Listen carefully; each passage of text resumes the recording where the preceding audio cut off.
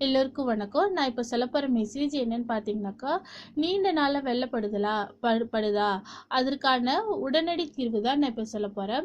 ஒவ்வொரு பெண்களுக்கும் தங்களோட மாதவிடாய் சுழற்சி நெருங்கும் காலத்தில் அனுபவிக்க ஒரு பிரச்சனை தான் வெள்ளப்படுதல்.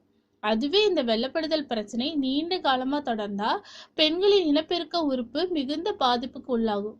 பெண்களுக்கு ஏற்படும் வெள்ளைப்படுதல் பிரச்சனையை குணப்படுத்த ஆயுர்வேதத்துல இருக்கும் அருமையான நிரந்தர தீர்வுகள் தான் இப்ப நான் சொல்ல போறேன். நீண்ட நாள் வெள்ளைப்படுதல் ஏற்பட காரணம் என்னன்னு முதல் தெரிஞ்சுக்கலாம். பெண்களுக்கு ஏற்படும் வெள்ளைப்படுதல் பிரச்சனைகளுக்கு பல்வேறு காரணங்கள் இருக்குது. முக்கியமா பெண்களோட வெள்ளைப்படுதலுக்கு ஹார்மோன்களின் ஏற்றத்தாழ்வுகள், மன அழுத்தம், அதிகப்படியான ஈஸ்ட்ரோஜன் ஹார்மோன், நோய் தொற்றுகள், செரிமான பிரச்சனைகள், மோசமான டயட், இரும்புச்சத்து குறைபாடு, இது போன்ற பல்வேறு காரணங்கள் இருக்கு. வெள்ளைப்படுதல் பிரச்சனையை போக்கும் ஆயுர்வேத மருந்து என்னன்னு பார்த்தோம்னா, அமரந்த் கீரையை நீர்ல போட்டு சிறிது நேரம் நல்லா கொதிக்க வைக்கணும். அதுக்கப்புறமா அதனை வடிகட்டி வெதுவெதுப்பான நிலையில அந்த நீரை குடிக்கணும்.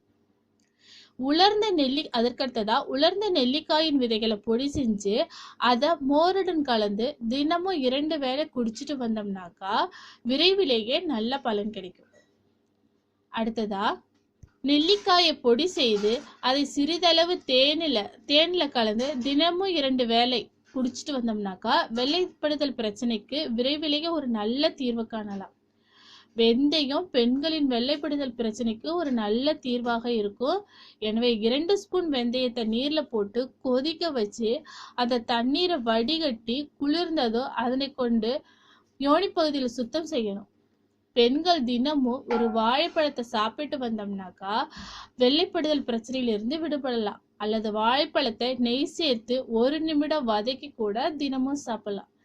மேற்சொன்ன டிப்ஸ் எல்லாம் ஃபாலோ பண்ணுங்க. இதை ஃபாலோ பண்ணீங்கன்னா ஒரு நல்ல ஒரு ரிசல்ட் உங்களுக்கே கிடைக்கும். இந்த மெசேஜ் உங்களுக்கு பிடிச்சிருந்தா லைக் பண்ணுங்க, ஷேர் பண்ணுங்க. ஏதாவது தவறா இருந்துச்சுன்னா கமெண்ட் பண்ணுங்க. மறக்காம கீழே உள்ள சப்ஸ்கிரைப் பட்டனை சப்ஸ்கிரைப் பண்ணுங்க. தேங்க்யூ.